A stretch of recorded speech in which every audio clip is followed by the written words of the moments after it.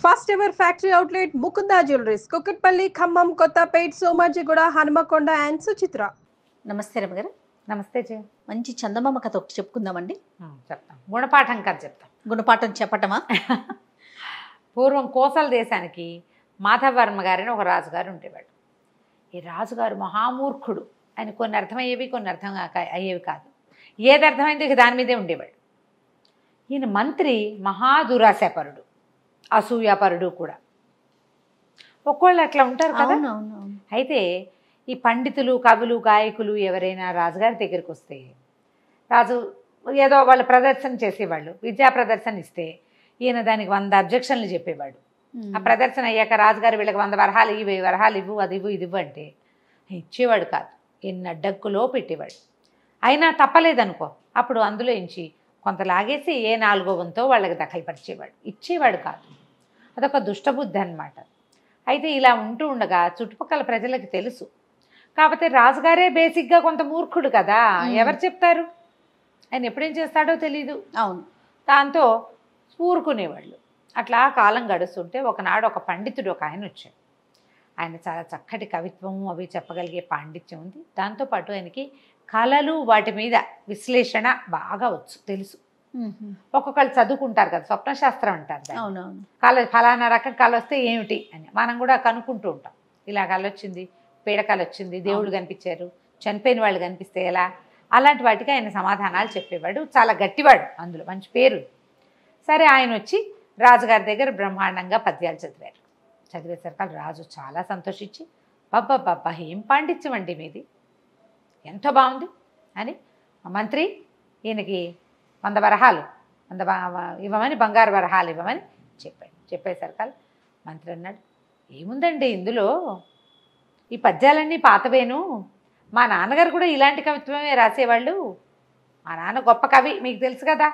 మంత్రి గారు తండ్రి గారు గొప్ప పండితుడు, కవి. ఆయన చాలా పద్యాలు రాశారు. మా నాన్న చెప్పిన పద్యాల్లాగానే ఉన్నాయి, ఏముంది కొత్త ఇందులో. ఈ పండితుడు రాజుగారి దగ్గర బహుమానం పుచ్చుకొని, నాకు కళల శాస్త్రం కూడా తెలుసు, అది మీకు ఏదైనా సమాధానం కావాలంటే నేను చెప్పగలనని అడిగి ఆ స్థానంలో కుదురుకోవాలని అనుకున్నాడు. ఆ కథ ఎట్టాగో పోయింది, ఈ కథ కూడా ఆగిపోయింది. 100 బంగారు నాణ్యాలకి 10 కూడా చేతిలో పడేలాగా లేవు. ఆయన చాలా దూరం నుంచి కష్టపడి అప్పు చేసుకుని మరీ పాపం ఇక్కడికి వచ్చాడు. అప్పుగానే ఉంది. ఇక్కడ ఈయన చెప్పిన కవిత్వం పాత కవిత్వము, కాపీ కవిత్వము అయిపోయింది. దాంతో ఆయన చాలా హతాశుడైపోయాడు. రాజు ఏం చెప్పబోయినా ఆ మంత్రి గారు వినలా. ఈయన ఏమనుకున్నాడు, ఇట్లా కాదు, వీడితోటి దిగాలుగా తల వేళ్లాడేసుకుని బయటకు వచ్చాడు. ఎవరిని కలిస్తే వాళ్ళ ఆ మంత్రి, ఆయన అంతేనండి, ఇంకో పెద్ద మంత్రి గారు అట్లాగే చేస్తాడు, ఇలాగే ఉన్నాడు, ఫలానా అప్పుడెప్పుడు ఇలా చేశాడు, ఫలానా ఇప్పుడెప్పుడు ఇట్లా చేశాడు, మా మేనమామని తెస్తే ఆయన ఎంత అవమానించాడు, జ్యోతిష్కులను అంతే, కవులను అంతే, గాయకులను అంతే, పండితులను అంతే, సాముగరిడీలు ఆడేవాళ్ళు, వాళ్ళు ఇదంతా గరిడి అంతా ఆడేశాక 1 గంట అయిపోయిన తర్వాత ఇలాంటివి మా చిన్నప్పుడు చాలా చూసాం, ఇందులో కొత్త ఏముంది, దీనికి డబ్బెందుకు అంటాడు. డబ్బే రానివ్వడు. ఇంతేనంటే ఈయన చాలా దిగులుగా ఉండిపోయాడు. ఒక సత్రంలో దిగాడు. ఆలోచించుకుని 3వ రోజున 4వ రోజున మహారాజు గారి దర్శనం వాంఛించి వెళ్ళాడు. సభలోకి వెళ్ళి, ప్రభు, నేను మీకు చెప్పాలనుకున్నాను, మొన్ననే వాళ్ళ సందర్భం రాలేదు, నాకు కళలు అవి ఫలితాలు, స్వప్న ఫలితాలు అవి చెప్పడం వచ్చు.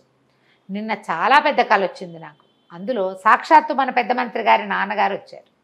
ఏమిరా, నా కవిత్వం కాపీ కొట్టి పాండిత్యం చూపించి నా పాండిత్యాన్ని కాపీ కొట్టుకుని, దాన్ని ఏమంటారు కాపీ కొట్టడానికి తెలుగులో, నన్ను అనుకరించి నా కవిత్వాన్ని దొంగిలించి డబ్బు చేసుకుందాం అనుకుంటున్నావా దుర్మార్గుడా అని కేకలేశారండి. మరి దానికి అపరాధానికి రుసుము చెల్లించవలసిందే నువ్వు అని చెప్పారు.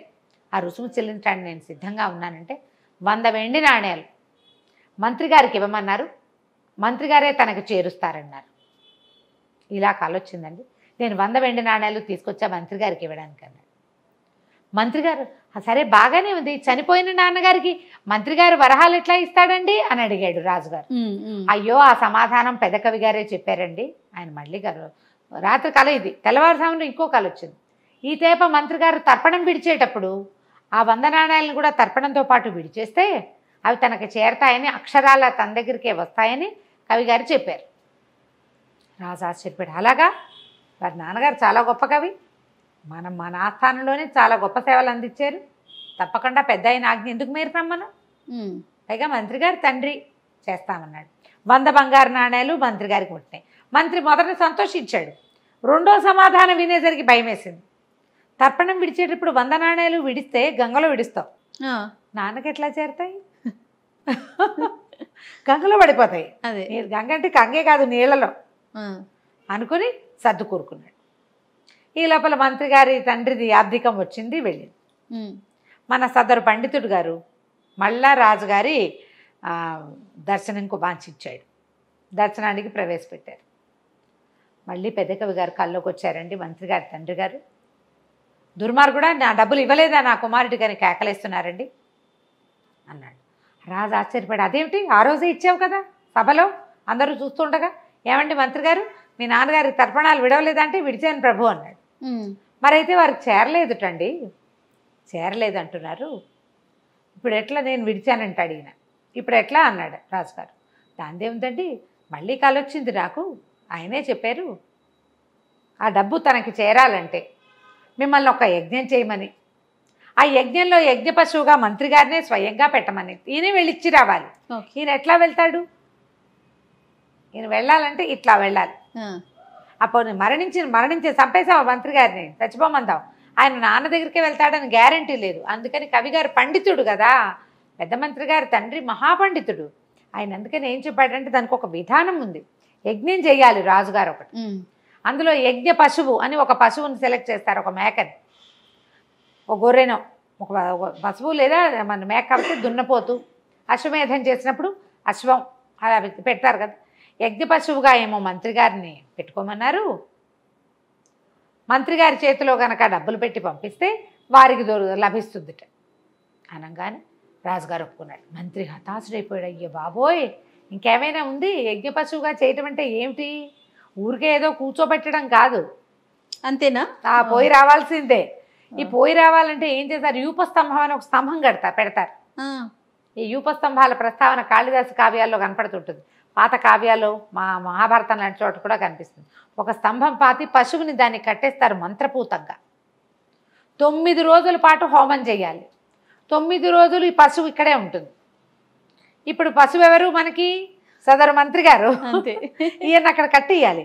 9 రోజులు యూపస్తంభానికి కట్టేసి ఉండటం తలుచుకోగానే కాళ్ళు గచ్చగచ్చగచ్చగా వణికిపోవటం మొదలుపెట్టి భయం వేస్తోంది. ఏం చేయాలో తెలియలే. కాళ్ళ వేళ్ళ పడ్డా లాభం లేదు. మంత్రి రాజుగారు ఒప్పుకోడు. ఎందుకంటే తండ్రి గారు కవిత్వం తండ్రి లాంటిది అంటే ఒప్పుకున్నాడు.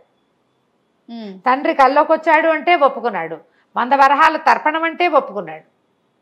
మరి ఇవన్నీ నమ్మినప్పుడు తండ్రి కల్లో కనబడి యజ్ఞం చేయమన్నాడు అనే విషయం కాదంటే ఎలా కుదురుతుంది? కుదరదు కదా. అందుకని ఏం చేశారు, యజ్ఞం స్టార్ట్ చేశారు. యజ్ఞం చేద్దాం, పెద్ద పండితుడు, ఆయన ఒక పండితుడు, గొప్ప కవి, ఆయన చెప్పినట్టు చేసేయాలి.